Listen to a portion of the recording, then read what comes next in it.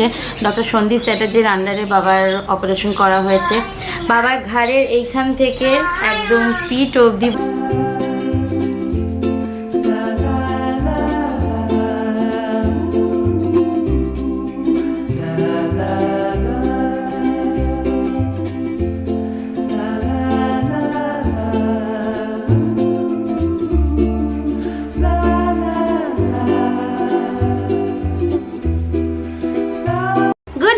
সবাইকে। কেমন আছো সবাই? আশা করছি সবাই ভালো আছো, সুস্থ আছো, আর আমিও খুব ভালো আছি। আর আজকে হলো শনিবার, এখন বাজে হচ্ছে 9:20। সকাল সকাল আজকে স্নান করে নিয়েছি, কারণ আজকে বাজারে গেছিলাম।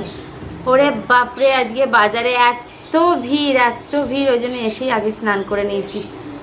আমি উঠেছিলাম তখন 5টার সময়, আর দেখো এত গরম, স্নান করে এমন ঘামছি, সিঁদুরটা পুরো গলে যাচ্ছে।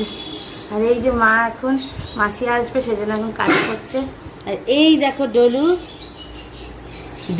একটা বিশাল বড় একটা চটি পরে ঘুরঘুর করছে, তাই না ডলু? তোমাদেরকে একজনের সাথে দেখা করাবো, দাঁড়াও। সবারে সকাল থেকে কি গরম। আজকে কত রে?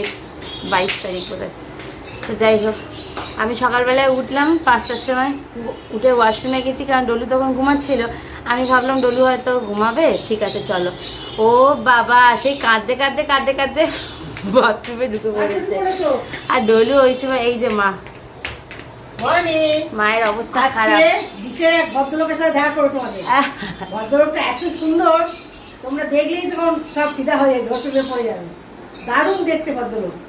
বয়স কত হবে? সবার 60 হবে। এবার জিরোটা বাদ দিয়ে বুঝে নেবে, ঠিক আছে? তোমার সাথে পরিচয় করে দেবে প্রবলেমই, তোমরা দেখবে, দেখে বলবে। আমার মায়ের সব থেকে প্রিয় পার্সন, ঠিক আছে? তোমাদেরকে দেখাচ্ছি, দাঁড়াও একটু পরে। এখন না, কি এটা কি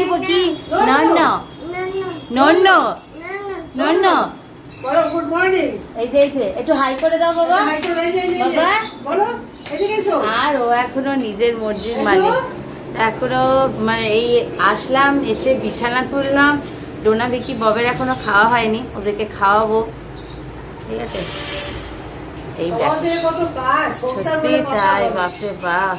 তার মধ্যে আজকে আবার ডোনার পিরিয়ড হয়েছে। আবার এটা নিয়ে আবার কেউ বলো না যে ডোনার পিরিয়ড হয়েছে বলে ডলুকে আলাদা রাখতে, ওটা একদমই ফালতু কথা। ওটা একটা ন্যাচারাল জিনিস হতেই পারে, কারণ ডোনার বলছি, ডোনার সেই নভেম্বরে আমরা এখানে আসার আগে হয়েছিল, আর এই আবার 6 মাসের মাথায় হলো। আচ্ছা টিটু বাবা, আচ্ছা ডলু যাস না, বাথরুমে ঢুকিস না বাবা। আর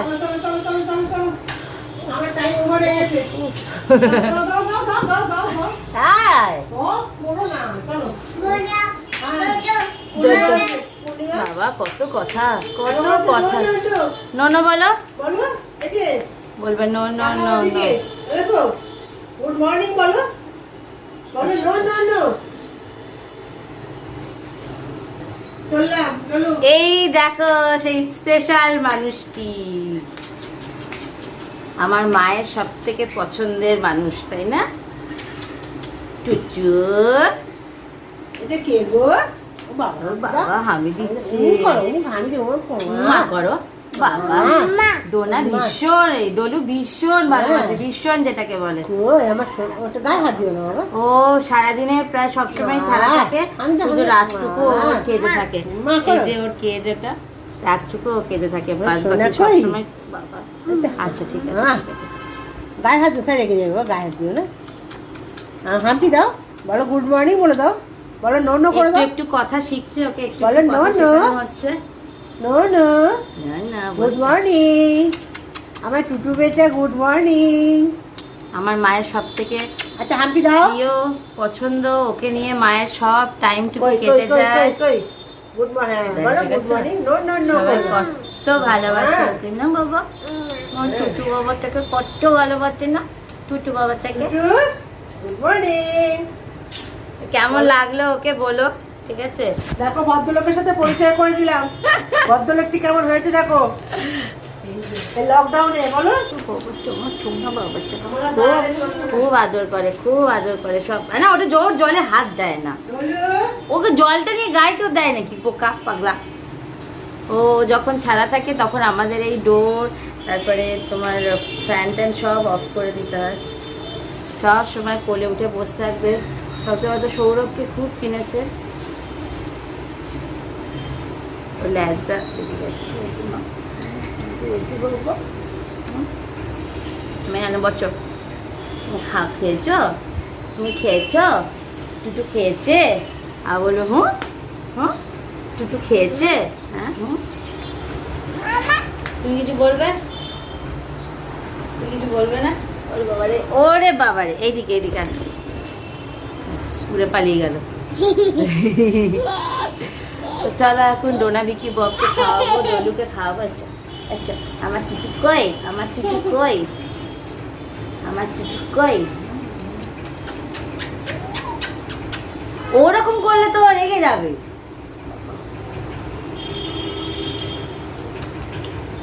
ওই তো ওরকম করলে রেগে যাবে। গুড মর্নিং বলে দাও। একটু একটু কথা শিখেছে এখন। করে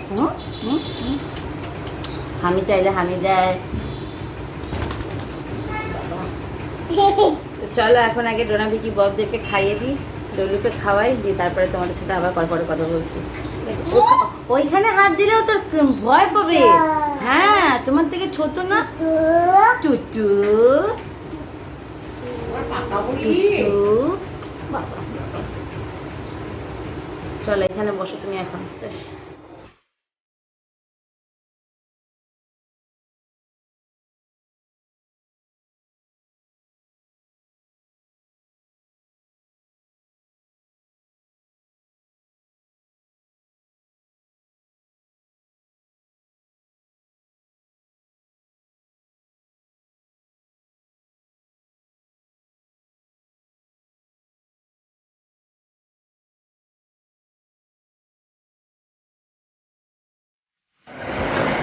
আমাদের ব্রেকফাস্ট কমপ্লিট, ডোনা ভিকি ববের খাওয়া কমপ্লিট। এই দেখো ডোনা ভিকি আর এই যে বব, ওদের ডলুকে খাওয়ানো হলো, আমাদের খাওয়া হলো, সবাইকে খেতে দেওয়া হলো, সব কমপ্লিট। ডলুকে ঘুম পাড়ানোর অনেক চেষ্টা করলাম কিন্তু ঘুমালো না, প্রচণ্ড গরম বাবা। ডোনাদেরকে একটু এসিটা না চালিয়ে দিলে পারে ওদের এবার কষ্টে, ওদের এই কষ্টটা আমি দেখতে পারি না। ডলু রিমোট কোথায় রেখেছিস? কালকে রিমোটটা কোথায় রেখেছিস? আর ডলু রিমোটগুলোকে নিয়ে খালি খাটের পাশে ফেলে দেবে, ওই জন্যই তো এইবার আর খাটের পাশগুলোয় কোনো জায়গা রাখিনি ফেলে দেওয়ার জন্য। ওরা একটু এসিতে বসুক আর তারপরে ওদেরকে খেতে দেবো। আর এখন বাজে হচ্ছে 11:15। মা আজকে কী রান্না বান্না করছে জানি না। এই দেখো শুয়ে পড়লো এখানে।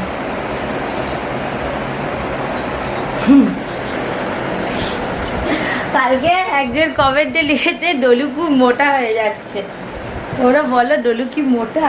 ডলু যদি মোটা হতো, ডলু আরেকটু, তাহলে বোধ হয় আমার থেকে খুশি কেউ হতো না। ওর যা খাওয়া নিয়ে সমস্যা, বাপ রে বাপ। লিখেছে যে কি আমি মাছ মাংস ডিম খাওয়া বন্ধ করে শুধু ডাল ভাতের ওপর রেখে দাও। কোনো মানে হয় এইসব কথাবার্তার? তুমি বলো, তোমরা বলো। একটা বাচ্চা, তাকে যদি প্রোটিন না দেওয়া হয়, সে ঠিকঠাক নিউট্রিশনটা পাবে কিভাবে, সে বাড়বে কিভাবে, তাড়াতাড়ি সারা জীবন লিলিপট হয়ে থাকবে? হ্যাঁ এইসব যা তা সব কথাবার্তা, সব কমেন্ট দেখে না বিরক্তি লেগে যায়, বহুত মাথা গরম হয়ে যায়। সৌরভ বলে তুমি এসবে কান দাও কেন? চোখে তো পড়ে যায়, সেটা তো ইগনোর করতে পারি না, না? ঠিক আছে। ওরে বাবারে, এইটা সব ফেলে না, সব ফেলে না, সব ফেলবে। দেখো এবার কি করবে, দেখো এখানে চেয়ারে উঠে পড়লো, এই যে কত জোরে জোরে দোল খাচ্ছে দেখো। আর ফ্যানটা চলছে তো একটু আওয়াজ পেতে পারো, কত জোরে জোরে দোল খাচ্ছে দেখো, কিরকম দুষ্টু, কিরকম দুষ্টু দেখো। পড়ে যাবে না। এই জিনিসটা কখন করে জানো? ঠিক ধরে না খাটে এটা তোলা আছে, আমরা হয়তো ডাইনিংয়ে বসে গল্প করছি, ও ব্যাস মামনি এসে ওপরে উঠে এই করে ডাকবে, এই এই এই এই চলো চলো চলো ওপরে চলো, চলো চলো বাইরে চলো। তোমাকে একটু পরে আবার স্নান করানোর কথা বলা যাবে না, সব বুঝতে পারে এখন, বলতে হয় বাথরুমে যাবি না, অনেক কিছু বুঝতে পারে। ওই কথাটা, ওই পার্টিকুলার স্নানের কথাটা যদি ওর সামনে একবার কেউ বলে ফেলে, ব্যাস মাথা পুরো খারাপ করে দেবে। রবির জন্য সব, এই দেখো এইখানে একটা চেয়ার, এইখানে একটা চেয়ার সেন্টার টেবিলের ওপরে, কাউরির বাড়িতে থাকে লোকের সেন্টার টেবিল লিভিং রুমের মাঝখানে থাকে, তার জন্যই সেন্টার টেবিল। আমার বাড়িতে তা থাকে না। যতক্ষণ না ও একটু বড় না হচ্ছে ততক্ষণ জিনিস জায়গায় থাকবেও না। তোমরা অনেকে বলো যে দিদি হোম ট্যুর দাও, এইরকম যদি হোম ট্যুর দেখতে পারো বলো, আমি ডেফিনেটলি দেবো। কারণ তোমরা একটা বাচ্চার বাড়ির হোম ট্যুর চাইছো। একটু বড় হোক, একটু বড় হোক, ঠিক আছে? তখন আর আমাদের এখানকার এই জায়গাটা দেখছো, এখানটা কাভারটা করে ফেলি। লকডাউনটা না উঠলে তো যে বানায় আমাদের, সে তো করতে পারবে না। তো তারপরে তোমাদেরকে ফুল একটা হোম ট্যুর দেবো। চলো বাইরে চলো, চলো চলো। এখন দাদা দিদিরা সব একটু ঘুমো করুক দাদা দিদিরা, একটু ঘুমো করুক। তুমি আর আমি আবার একটু পরে আসবো। সারাক্ষণ সারাটাক্ষণ কোল থেকে নামার কোনো চান্স নেই। চলো লাইট অফ। এই যে মা এখানে এখন রান্না করছে, পুরো সাদা। হ্যাঁ, এই যে এখন রান্না করছে। মা কি রান্না করছো আজকে? কি সিম্পল রান্না সেরকম গরমে ভালো লাগছে না। আজকে করছি ধনে পাতা, টমেটো, মসুর ডাল করছি। অমৃত। আমাদের একটু আলু পটল এসব সিদ্ধ করছি, পটল ভাজা করছি, আর মেটে করছি একটু আলু দিয়ে চিকেন লিভার কষা। তোমাদের ওইটা রেসিপি তোমরা পেয়ে যাবে, ঠিক আছে? ডলু একটু নাম 1 সেকেন্ড নাম। আর আমের চাটনি তো অবশ্যই আছে, ওইটা রেসিপিও পেয়ে যাবে, ঠিক আছে? আমি একদিন চাটনি করি, 7 দিন 8 দিন খাই। আমাদের ওরকমই থাকে। রান্না সেরকম করছি না, এত গরম না, ভালো লাগছে না। আর মাছ এখন বেশি খাবো না, কারণ যেহেতু সবাই বলছে মাছ খাবে না। আমার তো এমনিতেই সবাই যেটুকু খাই না, যদি ইভেন আমরা রুই মাছ ছাড়া কোনো মাছ খাইও না। রুই, চিংড়ি, ভেটকি এগুলো ঠিক আছে, কিন্তু ওই তেলাপিয়া বা বাটা মাছ, বাটা মাছ আগের সপ্তাহে 5টা এনেছিলাম খাবো বলে, পুরো ফেলে দেওয়া হয়েছে। এই রাস্তার নিচে ডগরা থাকে, ওদেরকে ভাত দিয়ে মাখিয়ে আমরা খাইয়ে দিয়েছি। মা এখন এখানে এই দেখো কি রান্না করছে। চিমনি চলছে, যদিও কতটা শুনতে পাবে জানি না।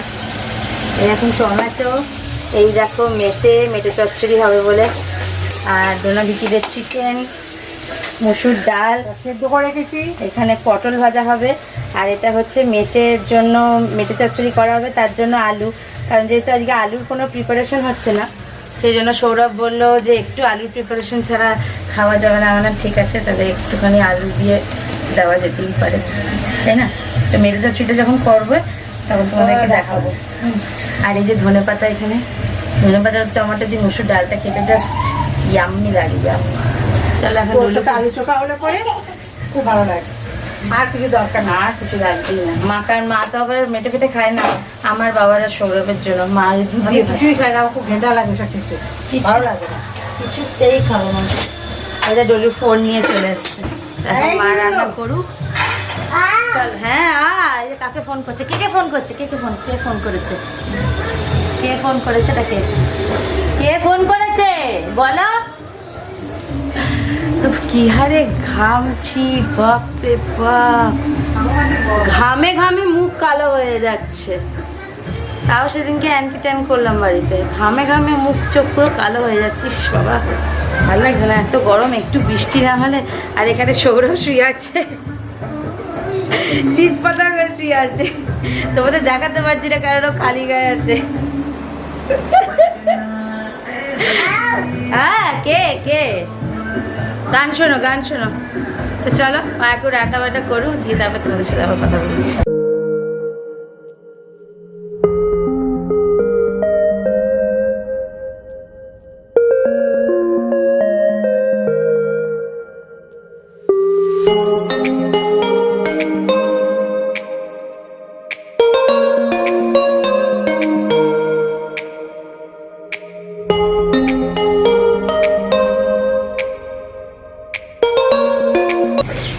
তো আমার ডোনা বিকি খাওয়ানো কমপ্লিট, ডলুকে স্নান করানো কমপ্লিট। ডলুকে শুধু খাওয়ালেই হয়ে যাবে, ডলুকে এখন দেখাতে পারছি না, ডলু এখন খালি গায়ে আছে, ঠিক আছে?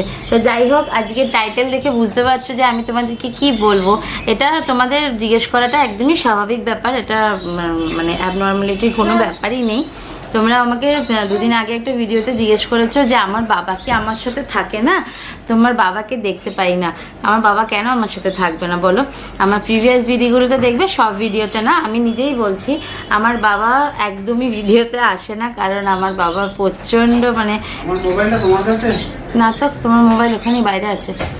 আমার বাবা একদমই ক্যামেরা ফ্রেন্ডলি না। আমি বা সৌরভ বা মা যতটা ক্যামেরা ফ্রেন্ডলি, আমার বাবা একদমই ক্যামেরা ফ্রেন্ডলি না। ইভেন আমার বাবা একটু অসুস্থ, তোমাদেরকে প্রিভিয়াস বেশ কিছুদিন আগের ব্লগেও বলেছিলাম। হয়তো তোমরা হার্ডলি বাবার 3 কি 4টে ভিডিও দেখতে পাবে, তাও হয়তো সম্পূর্ণ দেখতে পাবে না। মায়েদের অ্যানিভার্সারি ব্লগটা দেখবে, সেখানে দেখতে পাবে, ঠিক আছে? তো আমরা যখন 2010-এ কাশ্মীরে বেড়াতে যাই, তখন বৈষ্ণব দেবী উঠেছিলাম আমরা পুরো পায়ে হেঁটে, ঠিক আছে? এবার আমার বাবা যেহেতু সিভিল ইঞ্জিনিয়ার, তো মানে সবসময় বাইরে বাইরেই থাকতো। আমি আর মা থাকতাম সবসময়, যেহেতু বাইরে বাইরে থাকতো, মানে আজকে সুরাট, আহমেদাবাদ, চেন্নাই, মুম্বাই অনেক জায়গায় থেকেছে, কিন্তু মায়ের আর আমার তো যাওয়া পসিবল হয়নি, কারণ আমার পড়াশোনার জন্য, ঠিক আছে? তো সেখানে একা থাকতো, কারণ অফিস থেকে যে থাকার জায়গা দিত, সেইখানে খাওয়া দাওয়া তো সবসময় ঠিকঠাক হতো না না। হ্যাঁ, এবার দিয়ে আমরা যখন বৈষ্ণব দেবী যাই, বৈষ্ণব দেবী থেকে আসার পর আমরা বৈষ্ণব দেবী গেছিলাম 2010-এর অক্টোবরে পুজোর সময়। দিয়ে আসার পর থেকে মানে ওখানে ওঠার পর থেকেই বাবার হালকা হালকা একটু কোমরে ব্যথা, পায়ে ব্যথা। তারপরে ওখানে ওই যে ম্যাসাজের লোকরা থাকে, ওরা ম্যাসাজ ট্যাসাজ করে দিয়ে তেল দিয়ে ভালো করে তারপর সব ঠিকঠাক হয়ে গেছিলো। দিয়ে বাড়ি এসে নভেম্বরে ঠিক কালী পুজোটা হলো, তারপর থেকে বাবার একদিন টানা জ্বর। সেই জ্বর থেকে জ্বর, তারপরে জ্বর ছাড়ে না, জ্বর হওয়ার পরে মানে কোমরে হঠাৎ ব্যথা। দিয়ে তারপরে ডক্টরকে সঙ্গে সঙ্গে ইমিডিয়েটলি অর্থোপেডিকের লোক মানে ডক্টর দেখানো হচ্ছিল। তো সেই ডক্টর বলেছিল যে একদমই মানে সিঁড়িতে ওঠা নামা, একদমই স্টেপ, কিছু বাইরের পোস্টিংও যতটা সম্ভব অ্যাভয়েড করা, কিন্তু সেটা তো পসিবল ছিল না তখন। আমি তখন এটা 2010-এর নভেম্বরের কথা বলছি। দিয়ে তারপরে বাবা আবার চলে গেল বাইরে। তখন সুরাটে ছিল প্রায় 2 বছর মতো, খাওয়া দাওয়ার প্রচণ্ড কষ্ট ওখানে, মানে ওয়েস্ট বেঙ্গলের বাইরে চলে যাওয়া মানেই খাওয়া দাওয়া কষ্ট, ঠিক আছে? দিয়ে তারপরে বাবা হঠাৎ একদিন অসুস্থ, মানে ওখানে থাকতেই অসুস্থ, সেই আবার জ্বর, এই সেই জ্বর, ঘাড়ের এখানে ব্যথা, হঠাৎ ঘাড়ের এখানে ব্যথা। তখনও আমার বাবার সুগার ছিল না, ঠিক আছে? কারণ আমার বিয়ের সময় তো বাবা যথেষ্ট সুস্থ ছিল। দিয়ে তারপরে এখানে এসে ভালো করে নিউরোসায়েন্সের ডক্টরকে দেখানো হলো। তো উনি বললো যে নার্ভের প্রবলেম আস্তে আস্তে হচ্ছে, নার্ভের অপারেশন করতে হবে। তারপরে 2013-তে বাবার হঠাৎ একদিন সন্ধ্যেবেলা 8:30 থেকে পেটের যন্ত্রণা, অ্যাপেন্ডিক্সের জন্য যন্ত্রণা। তো মা, সৌরভ সবাই নিয়ে গিয়ে বাবাকে অ্যাপেক্স, এখানে আমাদের যে অ্যাপেক্স নার্সিংহোম আছে ওইখানে ভর্তি করেছিল। বাবা ওখানে 4-5 দিন মতো ছিল, তারপরে ভালো হয়ে গেল। 2015 থেকে আবার মানে আমাদের বিয়ের ঠিক পর থেকে আবার বাবার সেই ব্যথা আবার বাড়তে থাকে। তারপরে পার্ক ক্লিনিক গোর্কি সদনের ওখানে যেটা আছে, ডক্টর সন্দীপ চ্যাটার্জির আন্ডারে বাবার অপারেশন করা হয়েছে। বাবার ঘাড়ের এইখান থেকে একদম পিঠ অবধি বরাবর স্পাইনালের অপারেশন হয়েছে। 8টা স্ক্রু বসানো আছে। 9 ঘন্টা টাইম লেগেছিল অপারেশন হতে। তখন 2015-র 22শে নভেম্বর শুক্রবার ছিল। আমার যতদূর মনে হচ্ছে বারটা ঠিক খেয়াল নেই, যাই হোক ভিকি আর ডোনা ছিল বলে আমি যেতে পারিনি, তখন তো বর ছিল না, তখন আমার ক্রেশও ছিল না। দিয়ে মা সৌরভ গেছিলো, সকালবেলায় চলে যেত একদম 5:30টার সময়। বাবা ওখানে 8 দিন টোটাল ভর্তি ছিল। দিনকে ভর্তি করা হয়, তারপরে মানে সেই দিনকে তো চেক আপ সব করিয়ে নিয়ে নেওয়া হয়েছিল। দিয়ে তারপর দিন নেক্সট ডেতে বাবার ওটি হয়। 9 ঘন্টা টাইম লেগেছিল। সে বাড়িতে মানে রীতিমতো আমার কান্নাকাটি, সবার কান্নাকাটি, টেনশন। এবার মা কেন কাঁদতে পারে না জানো তো, কারণ মা জানে আমি ভীষণ মানে মায়ের চোখের জল দেখলে আমি সেখানে আরও কাঁদি। সেই জন্য মা খুব স্ট্রং থাকে, সৌরভের কাছে কাঁদে, নিজের মনে কাঁদে, কিন্তু আমার সামনে মা কোনো দিন কাঁদে না। আমি হাউ হাউ করে কাঁদি, কিন্তু মা কোনো দিন করে না। তো যাই হোক, তো তারপর থেকে বাবার ফিজিওথেরাপি চলছে। ফিজিওথেরাপি তখন তো বাড়িতে এসে করে দিয়ে যেত, টানা 1.5 বছর করে দিয়েছে। এখন মোটামুটি ডক্টর আবার বলেছিল যে আবার একটা অপারেশন করতে। তো আমরা আর কোনো রিস্ক নিয়ে আমার দরকার নেই। বাবা এখন মোটামুটি ভালো আছে, বাড়িতেই থাকে, কোথাও বেরোতে দিই না। ওষুধ টাইম টু টাইম সবসময় খায়। নার্ভের ওষুধ বলো, সুগার কন্ট্রোলে আছে, প্রেশার কন্ট্রোলে আছে, সব কিছুই আছে। রিসেন্টলি আমরা এই বাড়িতে আসার জাস্ট কি 1 মাস আগেই বাবার হঠাৎ সুগারটা ফল করে যায়, হঠাৎ, তখন রাত 11:45 বাজে। তো দিয়ে তারপরে তোমার সেই সৌরভ দিয়ে আবার মানে ওই যে ইনসুলিন যে কিটগুলো হয় সেগুলো কিনে এনে গ্লুকোজ খাইয়ে তারপরে, আর বাবার যখনই সুগারটা ফল হয়ে যায় না, মানে ভুলভাল বকতে থাকে, তখন মানে নিজের সেন্সেই থাকে না। আর আমি ওইসব দেখে এত প্যানিক আমার হয়ে যায় না, আমার প্রচণ্ড ভয় লাগে। তো সেই জন্যই তোমরা বাবাকে দেখতে পাও না, বাবা অতটাও ক্যামেরা ফ্রেন্ডলি একদমই না, আমাকে বলে তুই যা করছিস কর। সেই জন্যই তাই তোমরা ইভেন বলেছো যে বাবার সাথে একটা ইটিং শো করতে, কিন্তু বাবার সাথে ইটিং শো করা পসিবল না, কারণ বাবাকে একদম টাইম টু টাইম খেতে দিতে হয়, একদম 1:30 রাতে, একদম 8:30 থেকে 9টার মধ্যে। আবার রাতে রুটি খায়। এমনি সুগারের তো কোনো সেরকম প্রবলেম নেই, এমনি যা প্রবলেম এখন নার্ভের, এখন শুধু মানে যতটা সম্ভব রেস্টে থাকে, বাড়িতে ব্যায়াম করে। আর আমাদের বাড়িতে তোমাদেরকে নেক্সট ব্লগে দেখাবো, মায়েরও যেহেতু পায়ের ব্যথা, মা বাড়িতেই ট্র্যাকশন নেয়, কীভাবে নেয় সেটা তোমাদেরকে দেখাবো নেক্সট ব্লগে। হয়তো অনেকের হেল্প হবে, কারণ ফিজিওথেরাপি সেন্টার থেকেই যে কাকুটা করাতো সেই এসে বাড়িতে সব কিছু ফিট করে দিয়ে গেছে। ঠিক আছে, হয়তো এরকম আমার মতো হয়তো অনেকেই ফেস করছো বা করেছো, হয়তো তাদের একটু হলেও হয়তো হেল্প হবে। কীভাবে কী করে আমি তোমাদেরকে দেখাবো। তো এই জন্যই বাবার মানে বাড়িতে সবই কাজ করতে দিই, একদম বসে থাকতে সত্যি কথা একদম দিই না, একদম কনস্ট্যান্টলি সবসময় বসে থাকতে দেবেন না। ওই জন্য বাবাকে বলি পুজো করো। পুজোটা বাবা বরাবরই করে, পুজো করে, তারপরে তোমার জল ধরে, গাছে জল দেয়, না পারলে সেদিনকে আমি করি। সেই জন্য এইগুলো করতে আমি বা মা কেউই করি না, কারণ ডক্টর বলে যত মানে অ্যাক্টিভনেসের মধ্যে থাকবে ততই ভালো হবে। ঠিক আছে, তো চলো আজকের মতো টাটা, বাই বাই। সবাই ভালো থেকো, সুস্থ থেকো, দেখা হবে আবার পরের দিন নেক্সট একটা ব্লগে।